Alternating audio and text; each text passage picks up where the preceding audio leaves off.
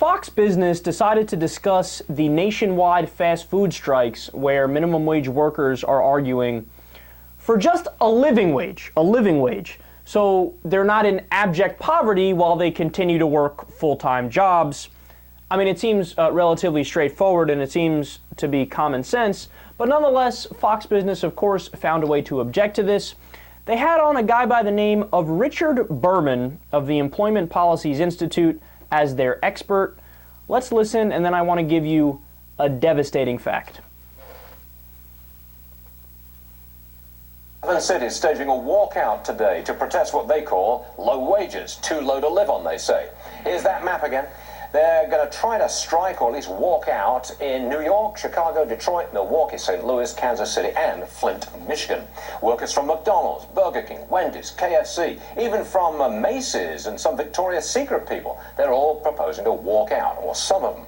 The Employment Policy Institute is running an ad in response to this strike, pointing out that if employees get their $15 per hour that they're looking for, the next Employee of the Month might be an iPad. Rick Berman from the Employment Policy Institute joins us now. Rick, spell it out. What do you mean? If you get $15 an hour, in comes the iPad to do it for nothing? Go.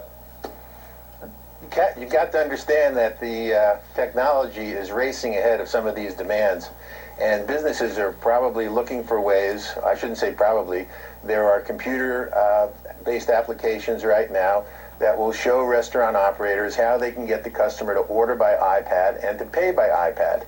And at $15 an hour, many, I won't say a majority, but many fast food restaurants are out of business. The business model just does not support those kind of wages. And if people are feeling that they're not being paid adequately, then they've got to find a job someplace else where the business model pays higher wages because people are willing to pay higher prices. Now,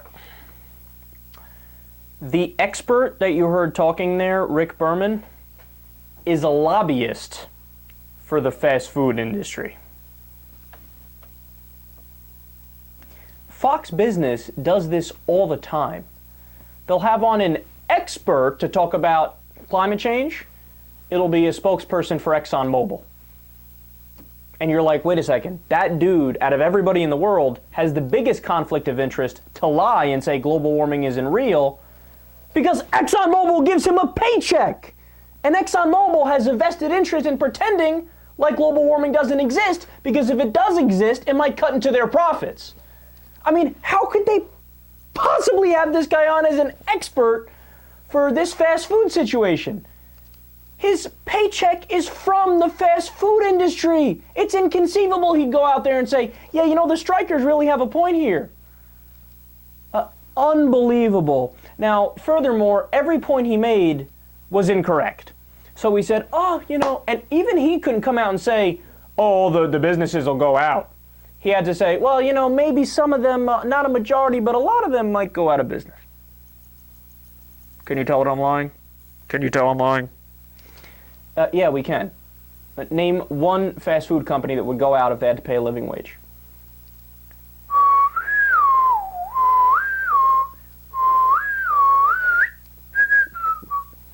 Can't do it.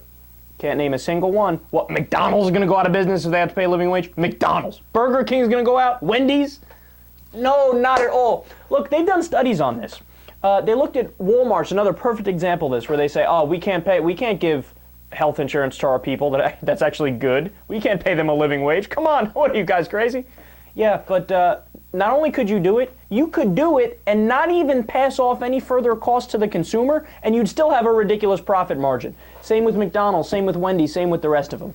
But even if you were to say, okay, Kyle, that's not fair, they're going to pass off the cost even if they don't have to, right?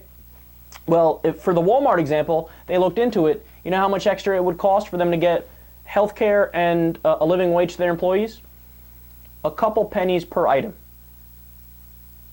Okay, when was the last time you heard anybody say, you know, honey, I was going to buy the barbecue here, but it's $110.17, and I can only afford $110.12.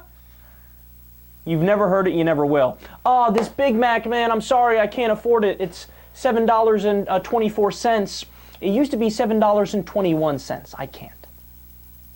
Never happened, never will happen. And by the way, like, what are you arguing for? Look at what the argument is. No, I would like for these human beings to be treated as less than human beings. I want them to work full-time jobs and still not be able to put food in their stomach and pay the rent. I mean, that's like saying I'm in favor of indentured servitude or a slightly improved form of slavery. No, it's ridiculous, it's absurd. Anybody that takes Fox Business or their experts seriously needs their head examined.